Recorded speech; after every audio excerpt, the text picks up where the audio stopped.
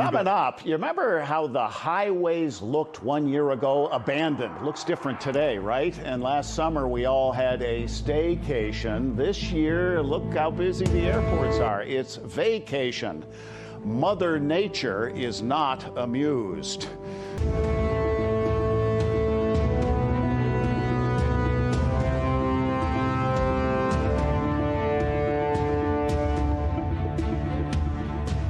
During the pandemic shutdown, Mother Nature took a breather.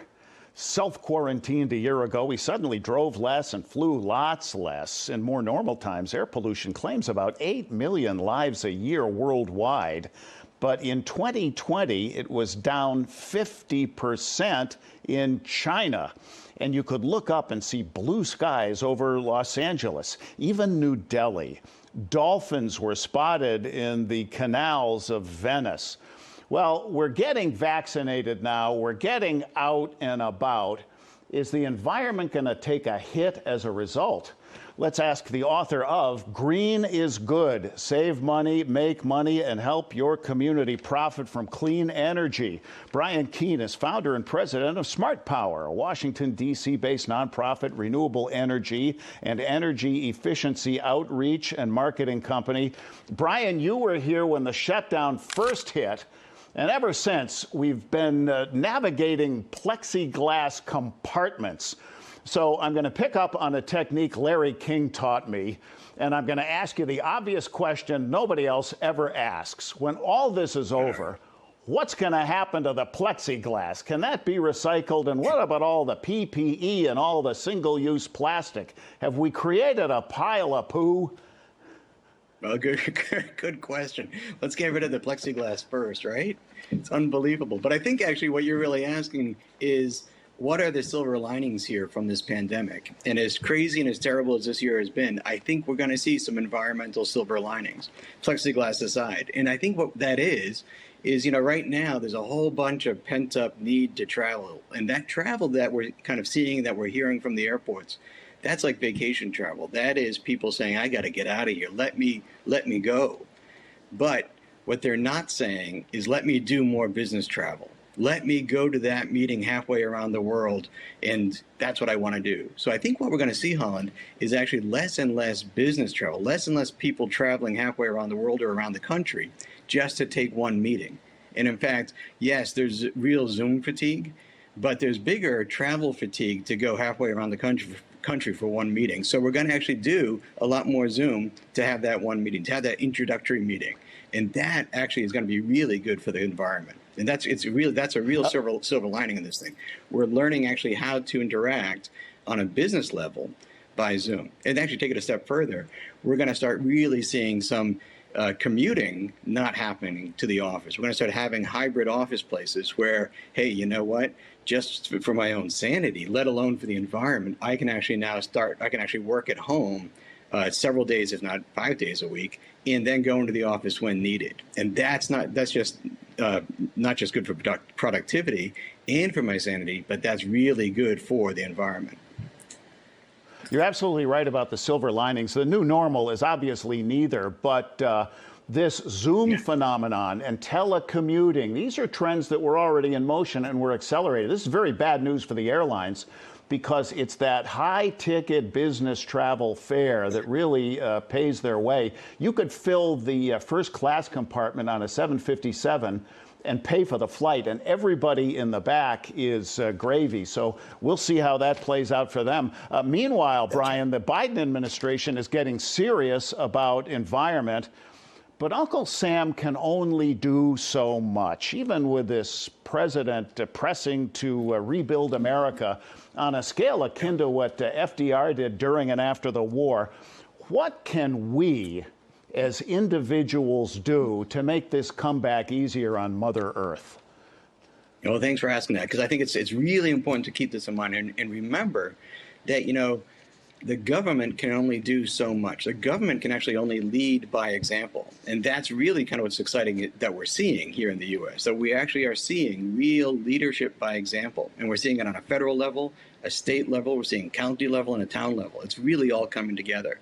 But that doesn't and cannot let each of us off the hook. that each one of us actually can and should be part of this solution, that climate change is real, and we have not only an obligation, but an opportunity to be a part of that solution. And that opportunity means actually being in our daily lives just smart about how we use our energy, being smart about how we actually live in our homes and actually our businesses. As we just talked about with commuting, it's actually just being smart. We're talking about electric vehicles. Like, what an opportunity to actually use electric vehicles as opposed to combustion engines. How about putting solar on our homes? Today, solar is actually, it's real. It actually really works. It's actually really affordable, and it really works for people all over the country. Whether you live in a detached home or you actually live in an apartment building, you can actually sign up for what we call community solar and actually reduce your utility bill. So there are real opportunities. Then, by the way, just using less energy in your home, being smarter about kind of the type of windows that are in your home, the type of light bulbs that are in your home, kind of the simple, easy steps that people can take, very quickly, very simple and very easily. And those are real simple, easy things that each of us can do, while the federal government then is kind of tackling the big issues as well. And I think it's really important because climate change is a huge challenge, but we can't get overwhelmed by it. We can each do our quick, simple, easy steps to be part of that and not get overwhelmed. Yeah, turn the lights off. It's a game of inches. All this retail personal stuff will add up. We're speaking with Brian Keane from smartpower.org. And Brian, I have been following the work you're involved with as solar is building out nearby in Connecticut and here in Rhode Island. And the company running the USA's first offshore wind farm off Block Island, Rhode Island, is developing a number of other sites along coastal New England, Long Island, and in the mid-Atlantic. How mainstream is renewable energy now? It's unbelievable. Holland, we've been talking about this for a long time, you and me, and quite frankly, I got into this business 20 years ago. And 20 years ago, we were saying, clean energy is real, it's here, and it's working. And it was then, but now it really is. Today, in Arizona Public Service, the largest utility in Arizona, and by the way, they used to own the largest and the oldest coal-fired power plants. They don't any longer. But today, they have committed to being carbon-free, not carbon neutral, but carbon-free by the year 2050. That is unbelievable for a major utility. As a result of them saying that, by the way, the other utilities in the state have then said, oh, well, we're going to be carbon-free too. So now you have the Arizona utilities saying they're going to be carbon-free. And that creates this domino effect where not only the utilities nearby, the other states nearby are saying they'll do it, but then major businesses within those states are saying, hey, we're going to be carbon-free too. And so what you have is this real kind of rolling system of people saying, well, if we're going to be carbon-free, where are we going to get that? They're going to get it from wind.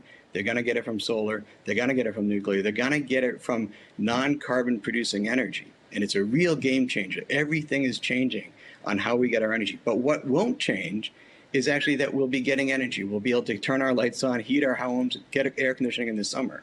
And it will just be cleaner, brighter energy. And that's really a game changer. Meanwhile, we're changing our entire fleet of cars. In Massachusetts, the Republican governor of Massachusetts has signed a bill saying there won't be any producing any combustion cars by the year 2035. That is unbelievable. So no more combustion engines in Massachusetts. By the way, so goes Massachusetts, so goes all of New England, and then so goes New York, and quite frankly, then so goes the whole country. So now we're talking about really having an entire fleet of electric vehicles. Volkswagen, supposedly he has an April Fool's joke, but changed their name to Volkswagen. I saw that. I didn't know if it was an April Fool's joke. They kind of went back and forth. I don't think they knew either. I think it was a trial balloon. But it's unbelievable what we're really seeing, and it's not just the United States; it's around the world. And so really what's happening now, there is a rush to create electric charging stations. There's a rush to actually convert gas stations into electric charging stations because there isn't really enough now. How are we actually going to get energy into these cars fast enough? And there's some real kind of exciting stuff to do that. I mean, that's kind of, what we should talk about in the future is actually how are we going to charge all these cars? Because we can, the technology's there. That's going to be part of, quite frankly, this gold rush of energy that's coming forward. And I know a lot of people in this country are scared of this. They're scared of, what's going to happen? Where are these jobs going to come from? And it is a gold rush out there in energy jobs. And so the opportunities are huge for everybody. Yeah, fastest growing employment sector of all. I'm down to about a minute, but I must ask you about the tough winter that Texans had. It is, I mean, you say Texas, you think oil, but it is the #1 wind state. And their grid was not winterized, and the estimates to do so are in the trillions. Are they doomed for a repeat of what they've recently suffered? Well, don't single out Texas. Look at Puerto Rico, look at New York and New Jersey. I mean, we're seeing this time and time again. This is really kind of climate change. This is the problem with having an aged grid. This is what Joe Biden is talking about building back better. This is what has to happen. We have to fix the grid. And so, we can look at Texas, and we're talking about Texas because it's only the most recent one. But it has happened time and time and time again, and it will happen again and again and again until we fix this. And that's, we're having a big debate now about how much money to spend. We have to, because we have to get our grid right. We have to do this right. And we have the opportunity now to do this. It's really kind of an exciting time. There's no finger pointing at Texas. This is the time to fix it. Everywhere. Brian really Keane, smartpower.org. Thank you, as always, for stepping into the big picture. Possibly Americans' most dreaded deadline is looming. When I say April 15, you jump, right? And even though the pandemic gave us an extra month to get our income taxes in, procrastination never takes a holiday. A year ago, when the shutdown hit, I figured this is my opportunity. I'm finally going to organize my office. I'm finally going to clean out my cellar. I'm just now chipping away at it. So we asked author, Psychology Today columnist, and psychotherapist Nancy Collier, what are the magic words you can say in the mirror to get off the dime about something you've been postponing? Well, I like to offer myself, and listen, you're no different than all the people I talk to every day, all the plans, and then here we are, 11th hour, haven't done it. But I like to offer myself a couple bits of advice in the mirror. One is, first, an acknowledgement of it's hideous to do our taxes. It's just a hideous task for every human being, unless, I don't know, maybe there's somebody out there it isn't. But so first we have to just get on our own side. It's terrible. And, procrastinating and knowing it's there is also maybe even worse. I was going to say as bad, but maybe it's even worse because we know it's there and we're not doing it. So we join our side by saying, this is really hard stuff. And hey, how about if I do it? And when I do it, I'm going to give myself it's the old-fashioned dog training trick. I'm going to give myself a little treat. I acknowledge the pain of it, and you're going to get something a little extra, whatever that is for you. That's one piece. Don't skip the step of being on your own side about how hard it is. The second thing is, again, always the same advice, bite-sized pieces. We leave these gigantic 48-hour monstrosities. We make it into a behemoth. The more we chip away, do one bit of receipts for a day, and then 3 days later, okay, one more bit of receipts. Oh, okay, the expenses, but little bits, because we can eat an elephant if we just bite off little pieces of its ear and then its hoof, not the whole thing. So do the best you can to do it that way. Human nature, that is the big picture. And thank you for watching it. We'll be back next week with another show. If you want to set your DVR, and you do, it's DirecTV channel 321, dish 280. Live stream, youtube.com/RT America.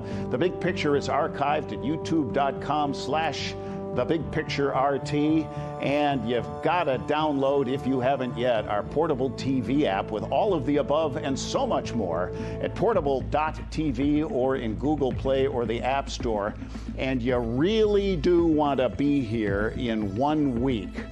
On next week's show, we're going to talk about preppers. And when I say the word, a caricature comes to mind. Maybe you're picturing the John Malkovich character in the movie Red.